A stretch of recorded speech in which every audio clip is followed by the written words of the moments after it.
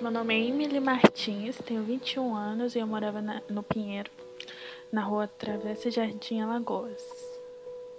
Me fala sobre o processo de descoberta, ou seja, quando e como você soube que o seu bairro estava passando por problemas ocasionados pela extração do salgema. Então, ocorreu o tremor, eu senti esse tremor e pouco tempo depois foi divulgado na TV que a causa teria sido por causa da extração do salgema feito pela empresa Braskem. O que você sentiu quando chegou o comunicado que teria que se mudar? No início da descoberta, você imaginava a proporção do problema? Não, eu não imaginava que teríamos que se mudar, né, e tal, que o bairro ficaria deserto, como ele está. Então, não, eu não esperava. Você estudou em alguma escola do bairro, frequentava alguma igreja ou alguma praça? Me fale um pouco dessa experiência. Sim, eu estudei na escola Coelho Neto, também estudei no CEPA, na escola Laura Dantas. Igreja, minha mãe, ela frequentava uma Assembleia de Deus e praça também frequentava. Não encontrei a sua rua no Google Maps. Não existe mais nada sobre ela lá. Como se sente em relação a esse apagamento? Então, é complicado, né? É difícil. Eu morei a vida toda naquele bairro e saber que agora não tem mais nenhum registro, né? Que agora restaram só ruínas. É difícil lidar com isso.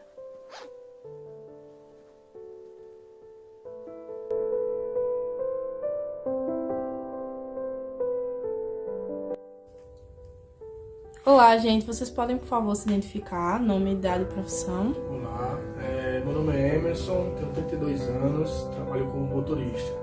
Meu nome é Jonas Paz, tenho 10 anos e sou estudante. Meu nome é Priscila, tenho 34 anos e no momento estou só estudando.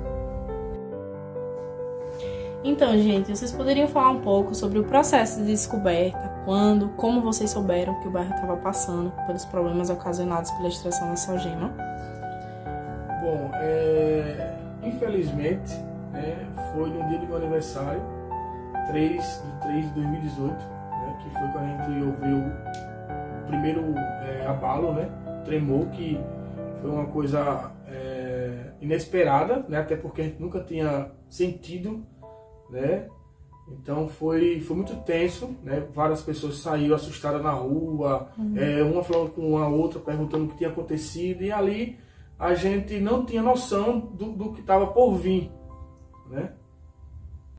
Havia assim uma desconfiança, principalmente dos moradores do conjunto de Valdo Suruagi, que as rachaduras, os problemas de estrutura do prédio que estava aparecendo seria por conta de obras da Casal, até porque eram mais expressivas naquela localidade do Valdo Suruagi. Mas no dia do tremor foi que a gente começou a entender que a coisa era mais séria do que se imaginava, E a partir dali o pavor tomou de conta, porque a gente não sabia, se iria parar, se iria continuar, da onde estava vindo, por que estava ocasionando. Foi quando começou a surgir os rumores que estavam associados à extração de sal, até porque próximo a onde a gente morava tinha na verdade onde a gente morava, exatamente no local onde a gente morava, já era um dos maiores poços que existia lá, um dos maiores buracos para a extração de sal. Entendi. Onde mais ou menos ali? Na região mesmo, exatamente na área que a gente morava, embaixo, era um dos poços. Eu não sei exatamente a quantidade de poços, mas são 30 e, se eu não me engano, 34. 36. E um deles, de maior dimensão, assim, era justamente na área onde a gente habitava.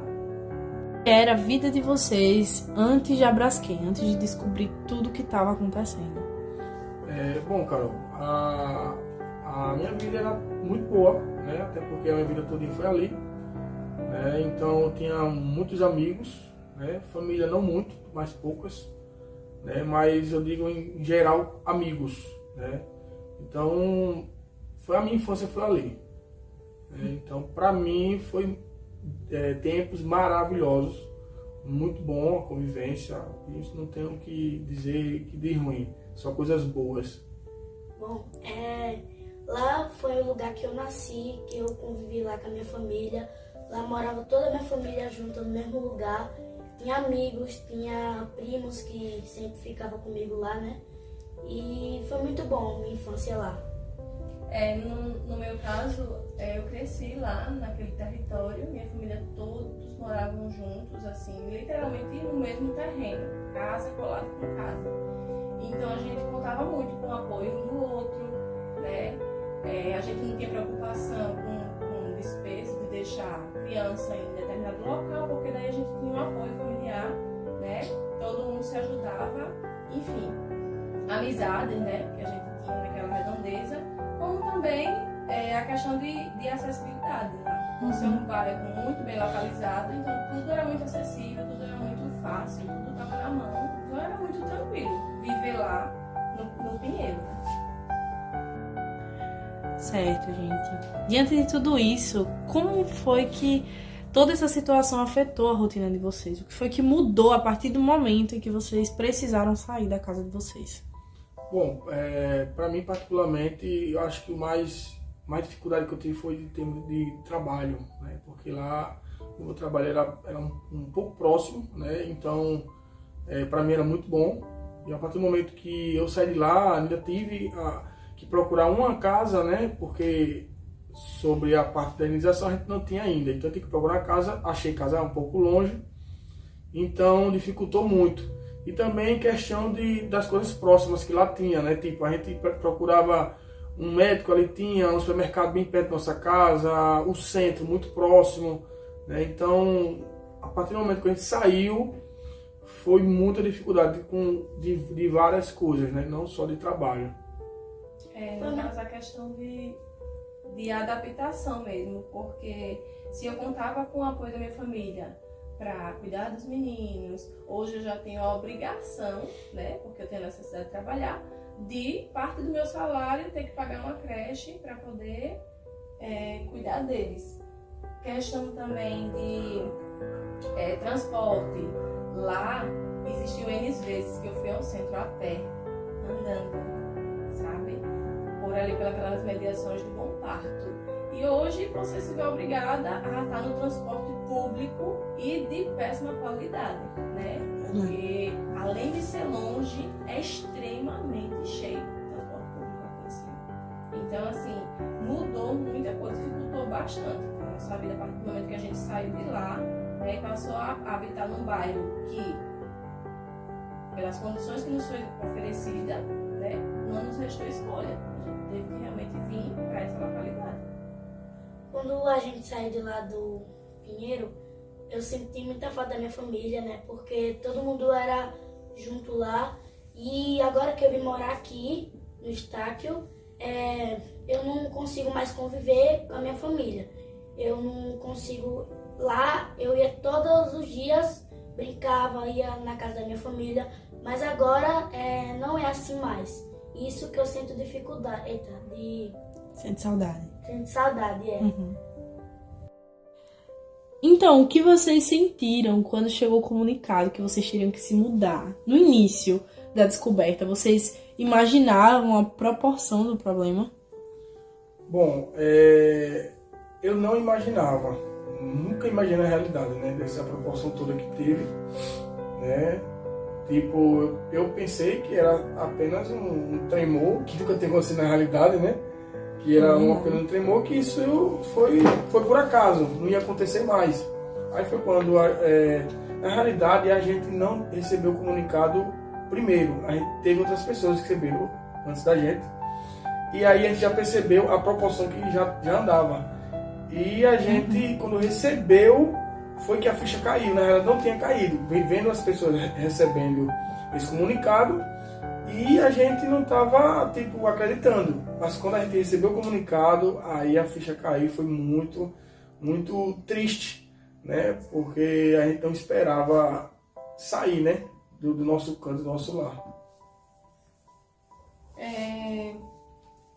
Inicialmente a gente realmente não tinha noção, né, da gravidade do problema, né? Quando aconteceu o tremor, a gente achava que era apenas algo realmente geológico, né? Como começou a se especular. Enfim.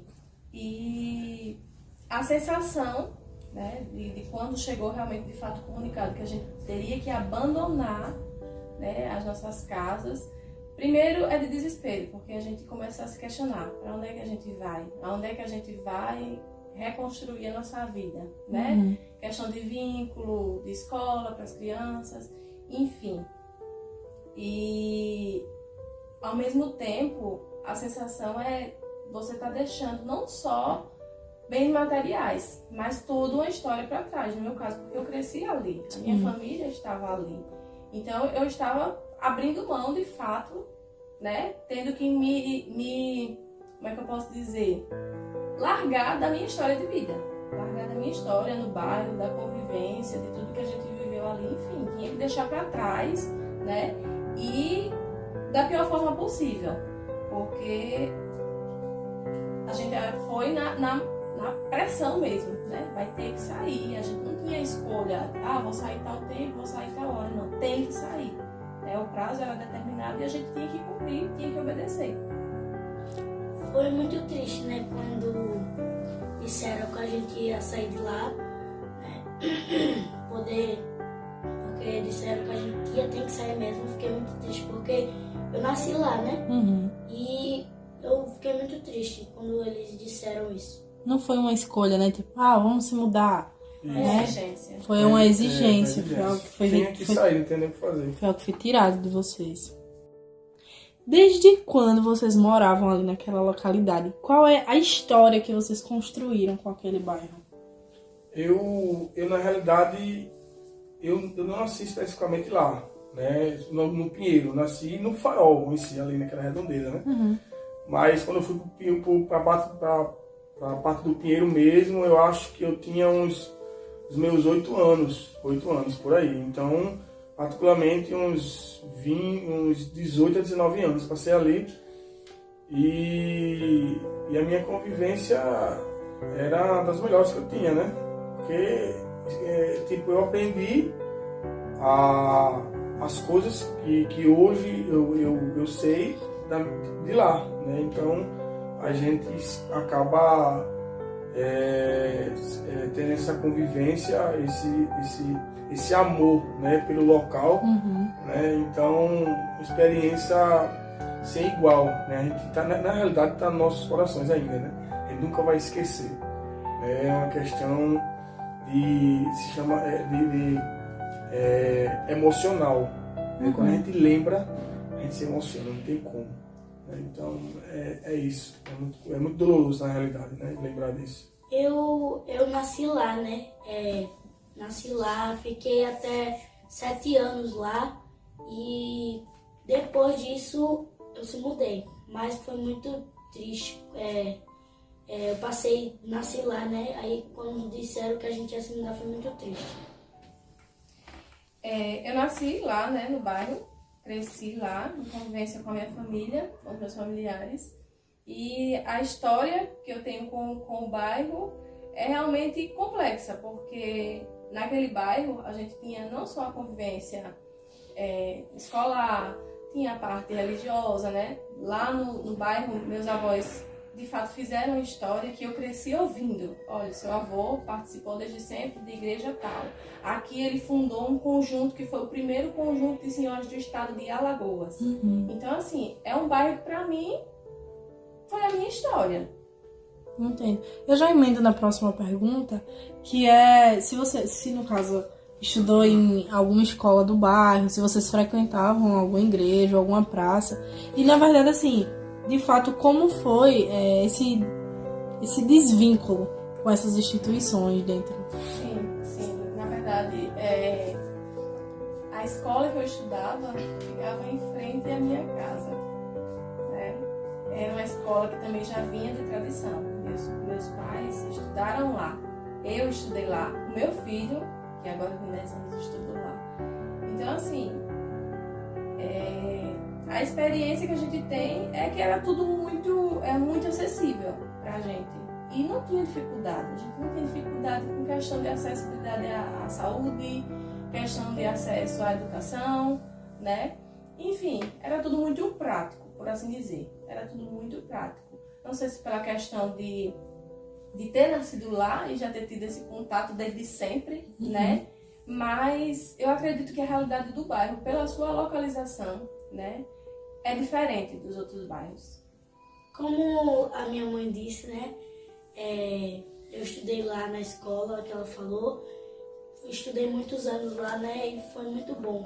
Lá é muito bom, foi muito bom minha convivência lá na escola. Você lembra do nome da escola? Luiz Calheiro Júnior. Luiz Calheiro Júnior. Luiz Calheiro Júnior. A minha experiência era mais questão da igreja, né, que a gente era da Igreja do Pinheiro, é uma igreja há muitos anos, né, lá, assim, muito bem falada, né, todo mundo conhecia a Igreja do Pinheiro.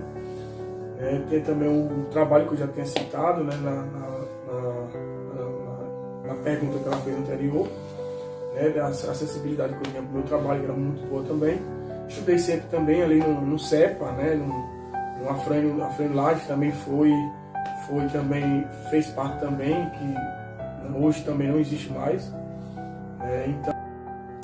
Após as notícias de que as rachaduras nas casas e os afundamentos no solo estavam sendo veiculadas na TV, alguém da Braskem se comunicou com vocês? Não teve nenhuma comunicação. O que a gente sabia era só pela televisão e mesmo assim nada de falar realmente o que estava acontecendo, sabe? Não chegou carta, nada. Não houve comunicação direta com a gente. O que a gente sabia eram as especulações e noticiários da TV, que também não dava muita garantia de nada, né? Muitos questionamentos, né? A gente tentava descobrir a quem recorrer, para quem ligar, como é que iria ser, né? E tudo isso, a ansiedade tomando de conta, claro, né? Muitas perguntas sem respostas. Mas apoio inicial, não. Só o problema crescendo.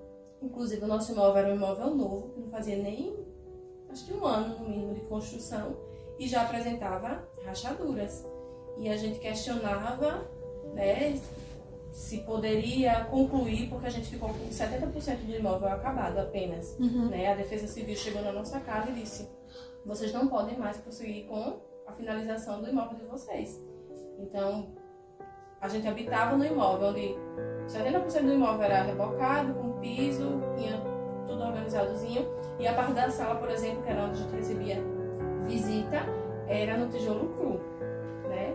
Onde a gente corria risco com criança pequena de barata, inseto, escorpião, enfim. E a gente não podia, além da questão da estética, né? Que quer ou quer não, é a sua casa, você quer investir. A gente não podia fazer nada, a gente ficou de mãos atadas e se perguntando como iria resolver, até quando a gente iria ficar, né, de mãos atadas sem poder investir naquilo que a gente sonhou a vida inteira, né, e sem respostas. Entendi. Depois da saída de vocês, como foi o processo de rescisão? Vocês chegaram a receber alguma quantia? Como foi? Não, a gente quando saiu, eles pediram pra gente sair, eles deram o valor de R$5.000, que é para você se relocar, né? Eles não dão indenização logo. Você sai da sua casa, né? Eles dão a acessibilidade de um caminhão, baú, para poder fazer sua mudança, desse valor de R$5.000, que é para você estabilizar, tipo, alugar uma casa, e mensal eles estavam dando R$1.000 para você alugar uma casa. Os R$5.000 era para você estabilizar, né? E R$1.000 mensal. Mas a gente só veio receber a indenização com 2 anos. Após 2 anos que a gente veio receber a indenização. Aí, tipo, a gente alugou a casa, ficou ali, sim, a nossa casa, a gente com sonhos, né, de comprar a nossa casa, né, ver propostas excelentes, que a gente perdeu várias, né, que eu procurava, sempre procurava casas e encontrava casas assim bonitas e um valor muito bom e nada de indenização, nada deles ligarem pra gente. A gente super ansioso, porque quem é que sai da sua casa, né, do seu lar, né, Carol, assim,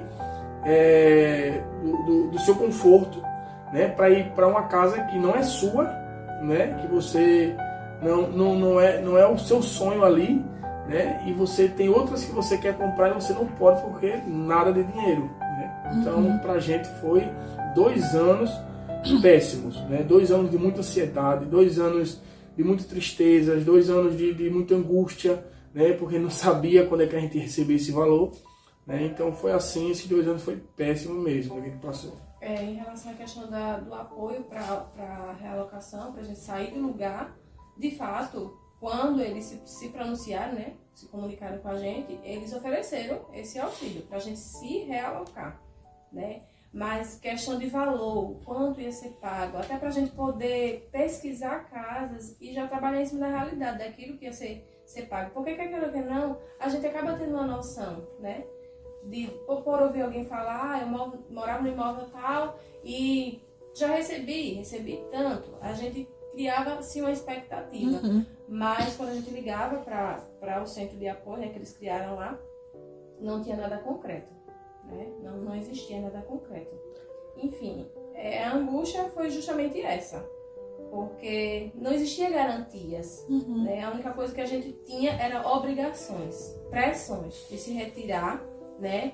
De inclusive aceitar o valor que foi fixado por danos morais. A gente tinha que aceitar o valor, porque caso não aceitasse esse valor de danos morais, você não tinha como receber os danos materiais. Então, quer queira ou quer não, isso foi uma imposição. Né? Uma coação. Você estava sendo coagido a aceitar aquele valor, porque senão você não iria ter o que de fato lhe interessava, principalmente que era o dano material, para poder você arcar com o prejuízo. No caso, eles se aproveitaram, né?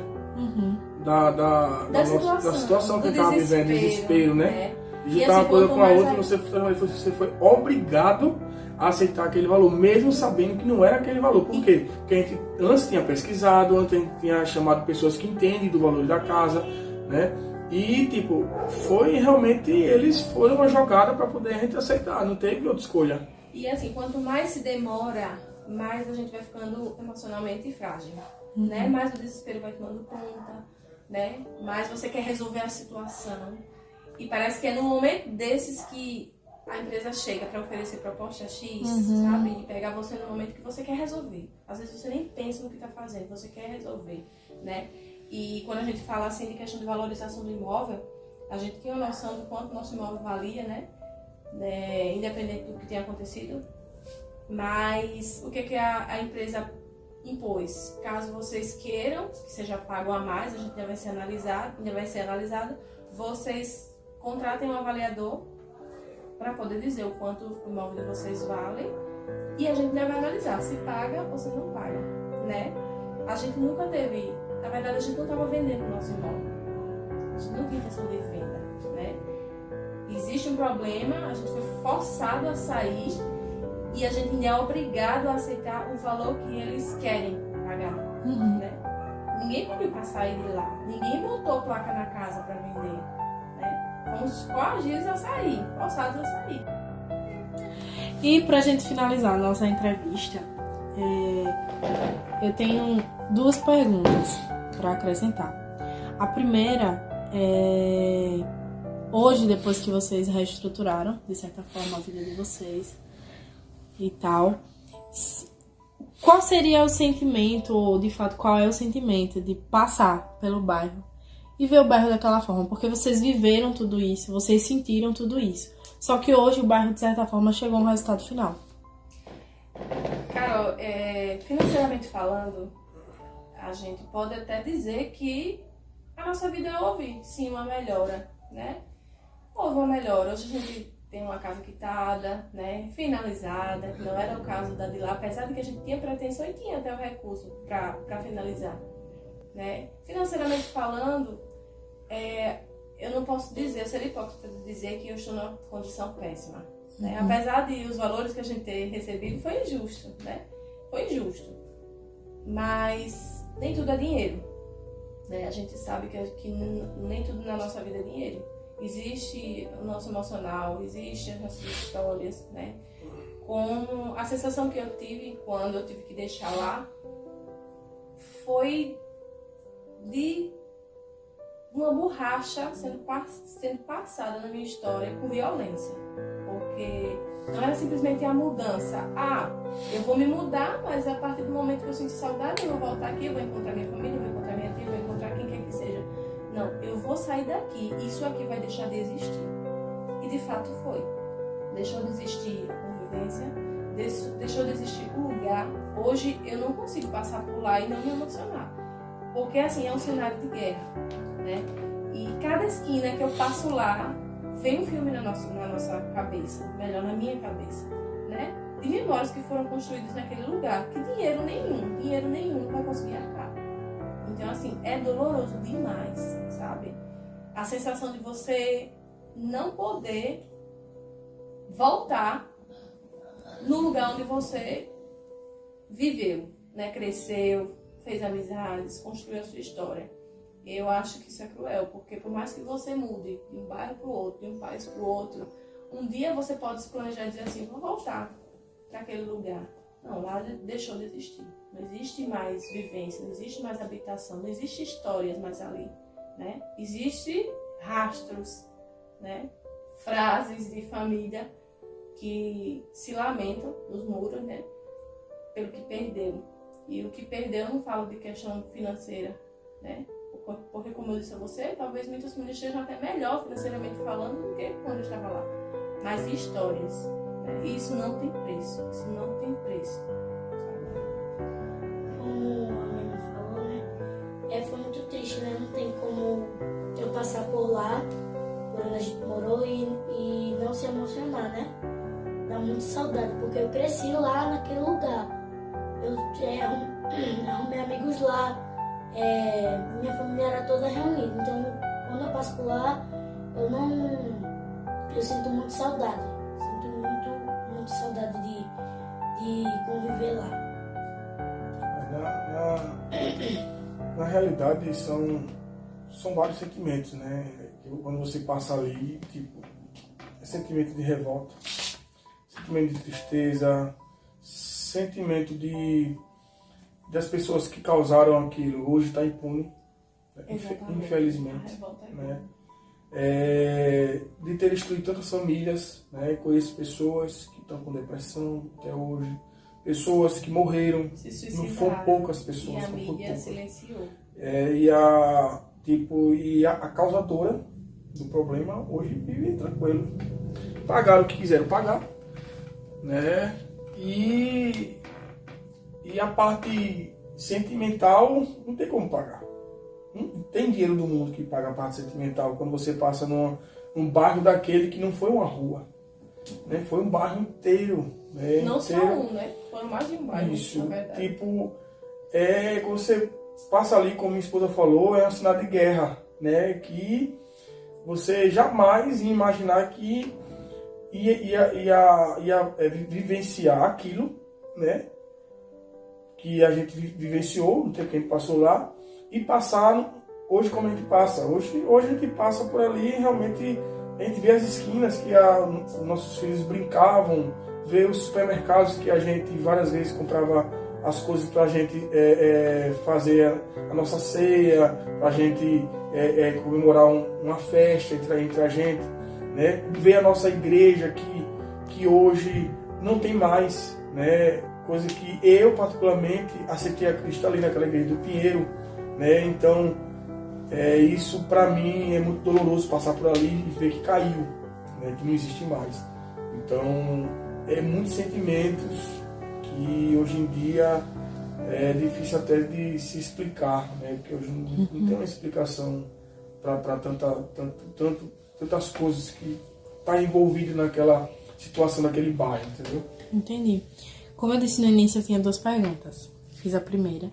E a segunda pergunta é a seguinte: como vocês bem colocaram, a causadora de tudo saiu impune. Se hoje, aqui na frente de vocês, tivesse a pessoa responsável pela Braskem, por tudo que aconteceu, o que é que vocês diriam a ela? Primeiramente, que assumisse a culpa. Porque a Braskem hoje ela se comporta como alguém que está colaborando, né? Está colaborando para ajudar o município, o governo, a ajudar essas famílias que foram atingidas por fenômenos geológicos. É assim que ela trata. Então, ela não assume a culpa, né? Então, isso é questão de caráter. E segundo, que fosse ao menos justa em termos de valor, né? Porque o que foi comprometido, o que foi danificado, o que foi afetado, tem coisas que são irreparáveis, por mais que você vá para uma... E segundo, que fosse ao menos justa em termos de valor, né? Porque o que foi